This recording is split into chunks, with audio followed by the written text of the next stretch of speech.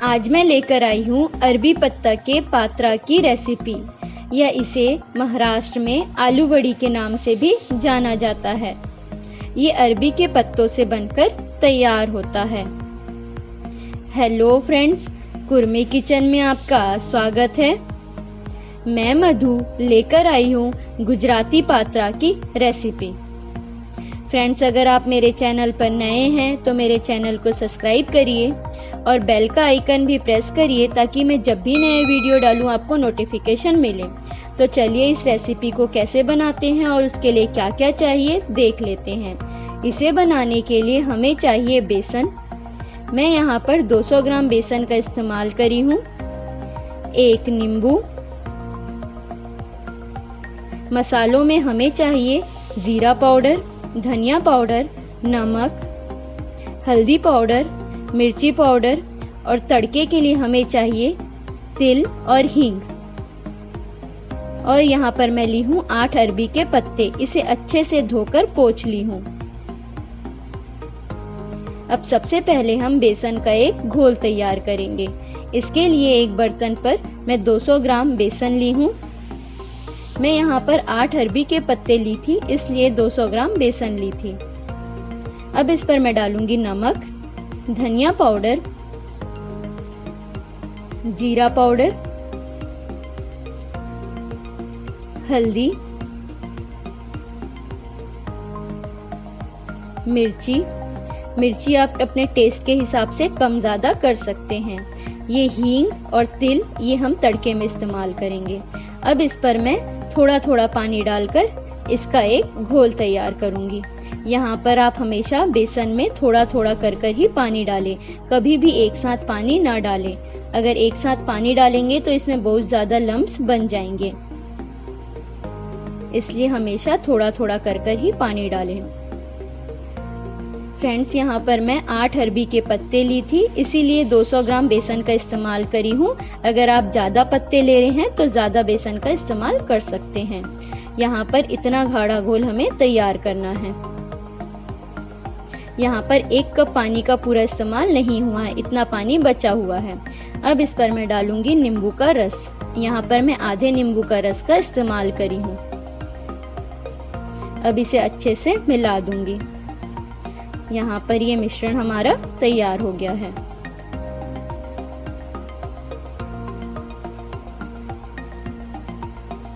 अब ये जो अरबी के पत्ते हैं, इसके ये पीछे वाले डंठल हमें हटाने हैं, तो मैं इसे चाकू की सहायता से हटा लूंगी। ये चाकू की सहायता से बहुत ही आसानी से हट जाता है।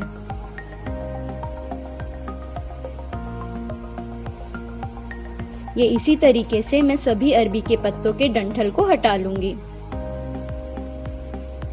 अब ये जो अरबी का पत्ता है, इसे हमें उल्टा कर लेना है। ये वाला साइड इसका सीधा है, ये वाला साइड इसका उल्टा है, तो हमें ये उल्टे वाले साइड पर ही घोल लगाना है। अब मैं इस पर हाथों की सहायता से घोल को अच्छे से फैला दूंगी। आप जब भी अरबी के पत्तों पर घोल लगाए, हमेशा उल्टे साइड पर ही लगाए, क्योंकि सीधे साइड पर इस पर घोल नहीं लगेगा।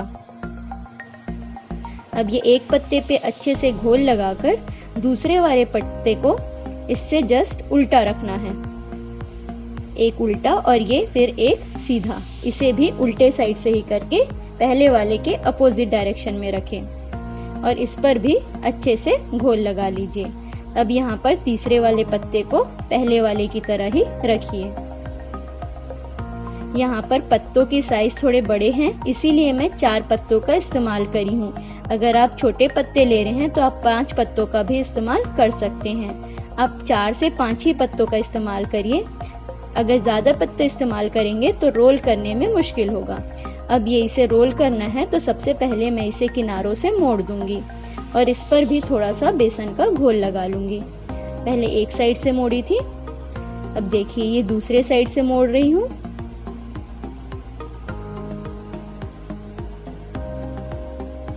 अब इसे ऊपर से इस तरीके से रोल करना है। आप इस तरीके से ऊपर से रोल करिए।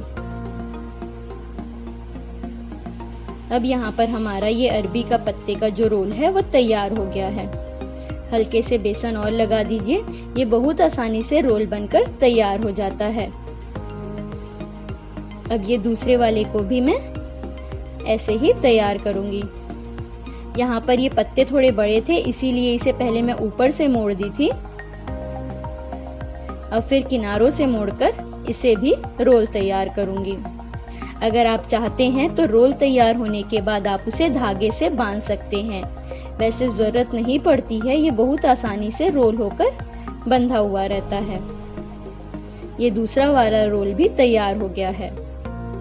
अब मैं इसे भाप में पकाऊंगी। तो सबसे पहले मैं एक कढ़ाई पर पानी डालूंगी। मैं यहाँ पर कढ़ाई पे 2 गिलास पानी डाली हूँ। अगर आपके पास स्टीमर है तो आप स्टीमर में भी पका सकते हैं। यहाँ पर मैं इसे कढ़ाई में पका कर दिखाऊंगी। यहाँ पर कढ़ाई में पानी गर्म हो गया है, तो मैं इसके ऊपर ये जो छन्नी वाली थाली होती है ये रखूंगी और इस पर हल्का सा इस थाली में मैं तेल लगा दी थी। अब इस पर ये अरबी के पत्तों का जो रोल है उसे रखेंगे।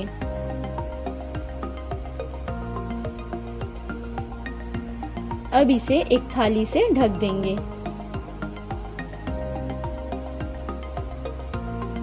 अब भी इसे हाई फ्लेम पर हमें 10 से 12 मिनट के लिए ऐसे ही पकाना है। आप हाई फ्लेम पर 10 से 12 मिनट उसे पका लीजिए। उसके बाद एक बार खोलकर देख लीजिए कि ये रोल तैयार हैं कि नहीं। इसे चेक कैसे करेंगे? ये जो अरबी के पत्तों के ऊपर जो बेसन लगा है उसे उंगली से छूकर देख लीजिए। अगर वो उंगली पे नहीं लग रही है, इसका मतलब है कि अरबी के पत्तों का रोल तैयार है।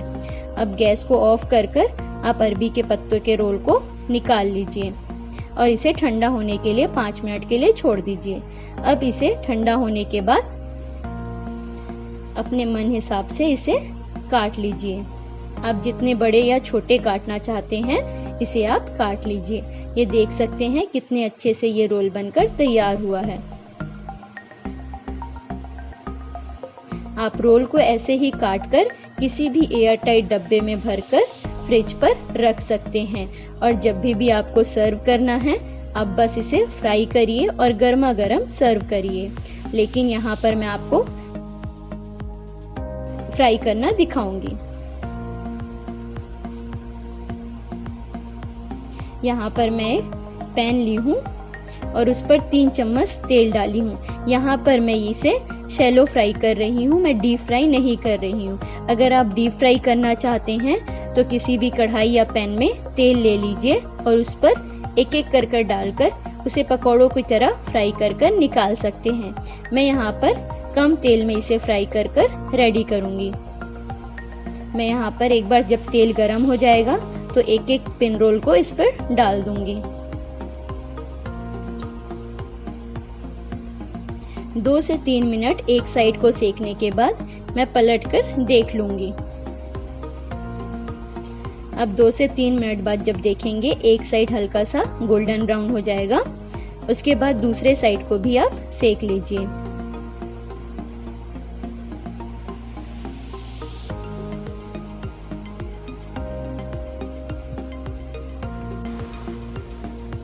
इसी तरीके से सभी जो पीसेस कटे हैं उसे अच्छे से तल लीजिए।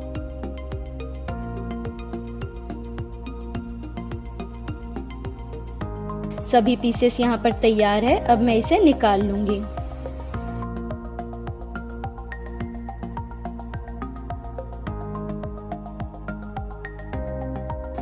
अब यहाँ पर तेल फिर से डालकर मैं फिर से जितने बचे हुए हैं उसे फिर से तल लूंगी।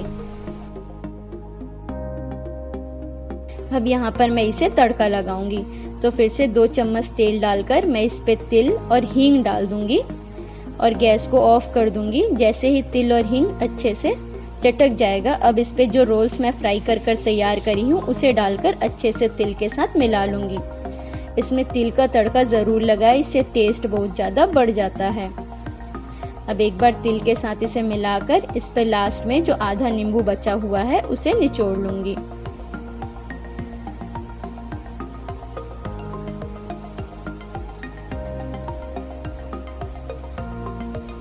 अब इन सभी को अच्छे से मिलाकर इसे गर्मा गर्म सर्व करूंगी। फ्रेंड्स, मैं यहाँ पर जो भी सामान ली हूँ मैं डिस्क्रिप्शन बॉक्स पे एक बार दे दूँगी, आप देख लीजिए और इसे गर्मा गर्म सर्व करिए। आपको कैसी लगी ये रेसिपी मुझे कमेंट कर ज़रूर बताइएगा। Thank you for watching my video.